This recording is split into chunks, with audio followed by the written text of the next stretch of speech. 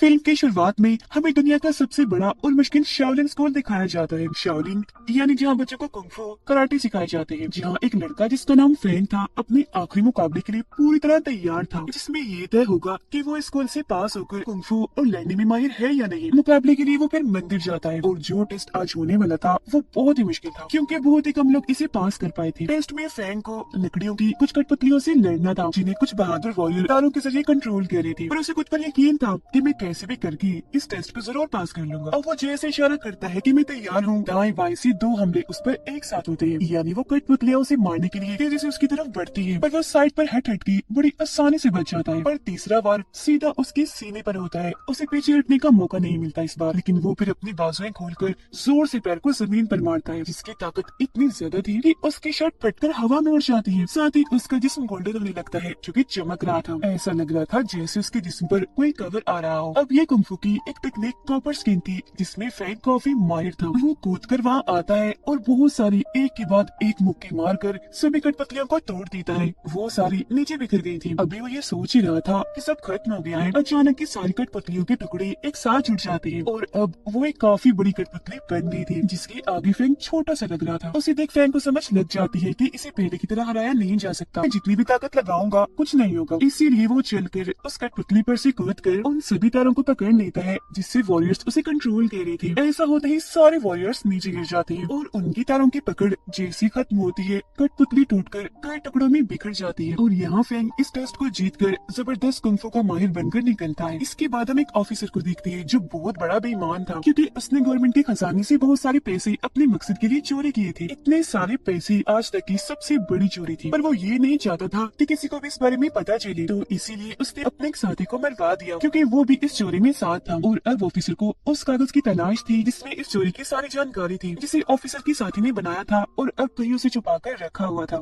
उधर फैंग गाँव आकर अपने बचपन के दोस्त से मिलता है। उनकी एक और दोस्त भी थी जिसका नाम रोंग था। अब ये दोनों जब रोंग से मिलने जा रही थी तो रास्ते में एक फाइटर को देखते हैं जो काफी लंबा चौड़ा बहादुर आदमी, लड़ने में काफी माहिर था। वो एक आदमी को मार रहा होता है। उस आदमी को बचाने के लिए फैंग उस पर हमला कर देता है, पर वो इतना ताकतवर था कि एक ही मुक्के से फैंग को दूर करता है और वो गोल गोल घूमकर जोर से नीचे गिरता है, जिससे वो समझ गया था कि ये फाइटर कोई आम तो नहीं है, बल्कि इसे हराना काफी मुश्किल है। ये फाइटर दरअसल ऑफिसर के लिए ही काम करता था। अब फाइटर जिस काम के लिए यहाँ आया था, क्योंकि वो नहीं हुआ, इसलिए अपने घोड़े पर बैठकर वो यहाँ से चला जाता है। फैंग भी घोड़े पर बैठकर उसका पीछे करता है और अब ये लोग बाजार के बिल्कुल बीचों बीच आकर खड़े हो गए थे। अब इससे पहले कि वो लड़ाई करते, बड़े अलग अंदाज में फैंग की मॉम यहाँ आ जाती है। वो कान से फैंग को पकड़कर घर ले जाती है ताकि वो लड़ाई झगड़ों में ना पड़े। वो पहले तो उसकी पिटाई करती है और यही कैद करके बाहर जाने से मना करती है, पर फैंग कहाँ घर में आराम से बैठने वाला था। जैसे उसे मौका मिलता है चुपके से वो यहाँ से भागने लगता है। वो कपड़े पहन ही रहा था कि तभी उसे अपनी पड़ोसी दिखती है, जो उसे देखते ही चीख मार देती है। अब इससे पहले कि फैंग उसे पूछता कि तुम यहाँ क्या कर रही हो, वो लड़की बहुत सारे सिपाहियों को यहाँ आता हुआ देखती है, फौरन छुप जाती है। सिपाही फैंग के पास आकर उसे पूछते हैं, हाँ लड़की बताओ, किसी लड़की को देखा है इधर? और फैंग लड़की की जान बचाने के लिए झूठ बोल देता है कि नहीं नहीं भाई, मैंने तो किसी को नहीं देखा, और उन्हें गलत रास्ता बता देता है। लड़की बाहर आकर फैंग को कहती है, शुक्रिया शुक्रिया, तुमने मेरी जान बचाई। तब इधर रोंग और फैंग के दोस्त भी आ गए थे। रोंग जब दोनों को साथ देखती है तो दुखी होते हुए फैंग की दोस्त को कहती है, देखो जरा ये लड़की मेरे बचपन की दोस्त के साथ खड़ी है, जिसका मतलब है कि इन दोनों के बीच जरूर कुछ न कुछ तो है। अब बेचारी झेलती हुई नाराज होकर वहाँ से चली जाती है, पर फैंग भी उसे समझाने के लिए पीछे पीछे चला जाता है। फैंग के दोस्त जब जा रहा था तो एक सिपाही उसे रोक लेता है और एक आदमी की तस्वीर दिखाकर उसके बारे में पूछता है कि क्या तुम इस आदमी के बारे में जानते हो, कहाँ मिलेगा ये? और वो तस्वीर रोंग के डैड की थी, इसीलिए वो छुपाता है और इनकार करता है कि मैं नहीं जानता। घर आकर उसका दोस्त ये सारी बात रोंग को बताता है कि कुछ सिपाही तुम्हारे डैड को ढूंढ रहे हैं, जिस पर वो कहती है, भाई क्यों, ऐसे कैसे पकड़ लेंगे मेरे डैड को?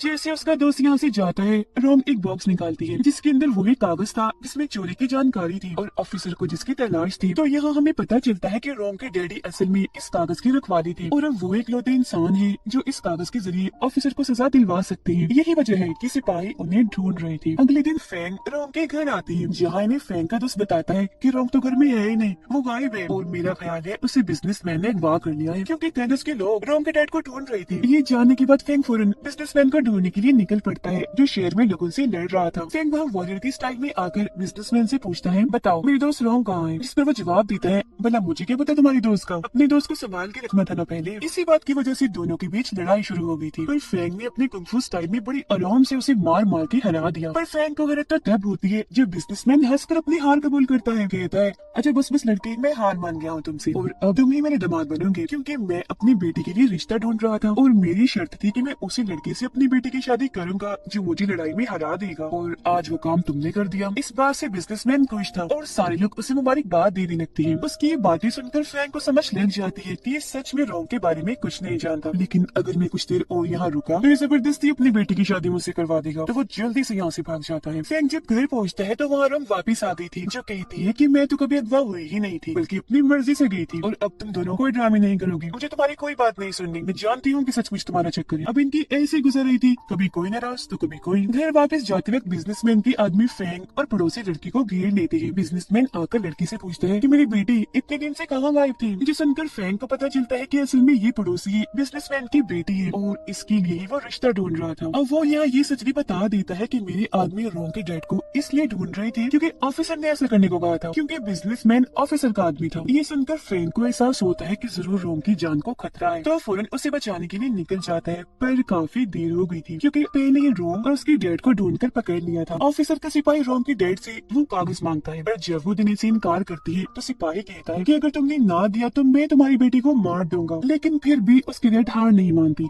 और अकेले उनसे लड़ने के लिए तैयार हो जाती है। मगर बहुत जल्द उन्हें एहसास हो जाता है कि मैं अकेला इतने सारे लोगों का सामना नहीं कर सकता, तो उन्होंने उस कागज पर अपनी बेटी की जान बचाने के लिए खुद की कुर्बानी दे दी, तलवार से अपना गला काट लिया। तब इधर फेंग आ जाता है। इससे पहले वो रोंग के डैड को बचाता काफी देर हो चुकी थी क्योंकि वो मर गए थे। सारे सिपाही फेंग को देखते उस पर हमला कर देते हैं, पर वो आते ही सबको मारने लगता है, किसी को मुक्का मारकर किसी को कोनी मारकर दूर फेंकता जा रहा था। तो इसीलिए बचे हुए सिपाही रोंग के गले पर चाकू रख के वहाँ से निकल गए थे। और तो जब ऑफिसर को पता चलता है कि मेरे मिशन में फेंग रुकावट बनकर आ गया था और मेरे सिपाहियों ने वो कागज हासिल नहीं किया, तो वो फाइटर को बुलाता है और उन्हें हुक्म देता है कि कैसे भी करके फेंग को मारकर वो कागज मुझे ला कर दो। अब फाइटर को ये चीज अच्छी तो नहीं लगती, पर अब उसे ऑफिसर के सामने झुकना ही पड़ता है। फेंग को एक खत मिलता है जिस पर लिखा हुआ था कि रात होने तक वो कागज लेकर एक जगह पर आ जाओ, और अगर तुम ना आए, ऐसा ना किया तो हम रोंग को मार देंगे। रात को कागज लेकर फेंग बताई हुई जगह पर पहुंच जाता है। वो आराम से कागज सिपाही के हवाले कर देता है, जिससे सब हैरान थे कि इसने लड़े बगैर इतनी आसानी से कागज दे दिया। और अब जैसे सिपाही उसे खोलता है तो पता चलता है कि ये कागज तो नकली है। इसी के साथ फिर इधर फेंग और फाइटर के बीच लड़ाई शुरू हो जाती है। लड़ाई में ये फाइटर के डैड फेंग पर जहरीला पाउडर डाल देते हैं, जिससे उसकी शक्तियाँ तो काफी हद तक कम होती ही है, पर फाइटर के डैड भी काफी जख्मी हो गई थी।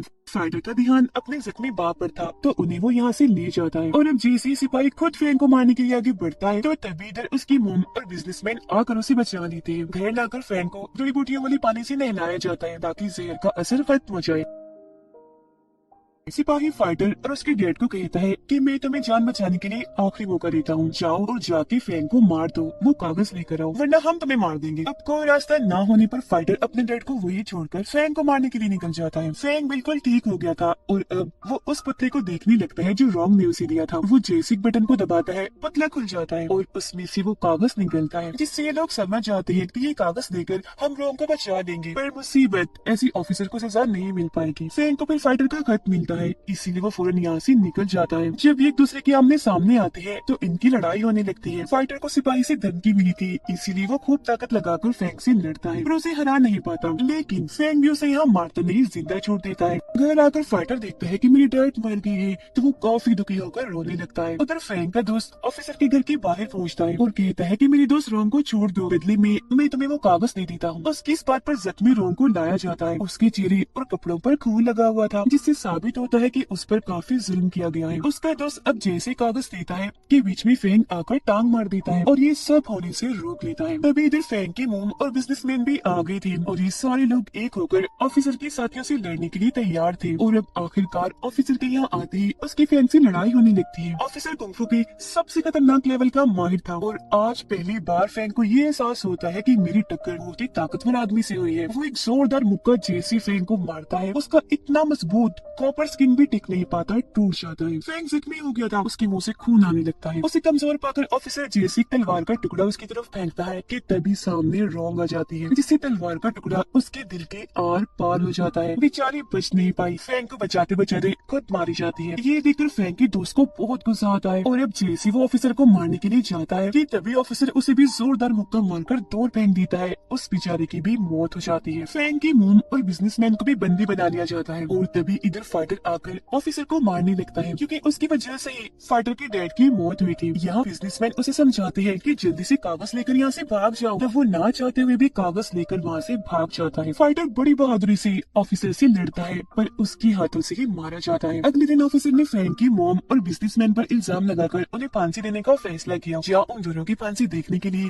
शहर के बहुत सारे लोग इकट्ठा हो गए और अब फैंग के पास कागज को सबके सामने लाने के अलावा और कोई रास्ता नहीं था। वो फांसी वाली जगह पर जाकर बताता है कि ऑफिसर ने सरकार के खजाने से बहुत सारा पैसा चुराया, इससे पहले भी इसने बहुत सारे गलत काम किए, देखो इसके खिलाफ मेरे पास सबूत भी है। उसकी ये बात सुनकर सब ऑफिसर के खिलाफ नारेबाजी करने लगते हैं। ये देखकर ऑफिसर को बहुत गुस्सा आ गया था, क्योंकि अगर राजा को उसकी चोरी के बारे में पता चल गया तो वो उसे फांसी की सजा दे देंगे। तो वो अपने सिपाहियों को बेड पर हमला करने के लिए कहता है, लेकिन तभी इधर बिजनेसमैन के सिपाही भी आ जाते हैं और अब इन दोनों ग्रुप्स के बीच काफी बड़ी लड़ाई छिड़ जाती है। इधर दूसरी तरफ फैंग और ऑफिसर एक बार फिर आमने सामने आ गए थे और लड़ने लगते हैं, लेकिन इस बार फैंग ने अपनी ताकत की साथ साथ दिमाग का भी इस्तेमाल किया। वो जैसे एक रस्सी खींचता है, बड़ी सी लकड़ी सीधा जाके ऑफिसर के सीने पर लगती है, जिससे वो जख्मी हो गया था। उसे कमजोर पड़ता देखकर फैंग ने एक के बाद एक उस पर मुक्कों की बारिश कर दी और आखिर में कॉपर स्किन वाला मुक्का जैसे उसे मारा वो काफी दूर जाके गिरता है, जिससे अधमरा हो गया था। बाहर ऑफिसर के सिपाही भी हार गए। तभी इधर राजा अपनी पूरी फौज के साथ आ जाते हैं। फैंग उन्हें वो कागज दिखाता है और ये बात साबित हो जाती है कि उसने खजाने की चोरी की थी, जिस पर राजा ऑफिसर को कैद करवा देते हैं फांसी देने के लिए। अपनी इस जीत से सारे लोग काफी खुश थे। यहाँ पड़ोसी लड़की फैंग के काफी पास खड़ी थी और गले से लग जाती है, जिससे हम समझ पाते हैं कि फैंग भी उसे पसंद करने लगा था। और इसी के साथ ही शानदार कहानी इधर ही खत्म हो जाती है।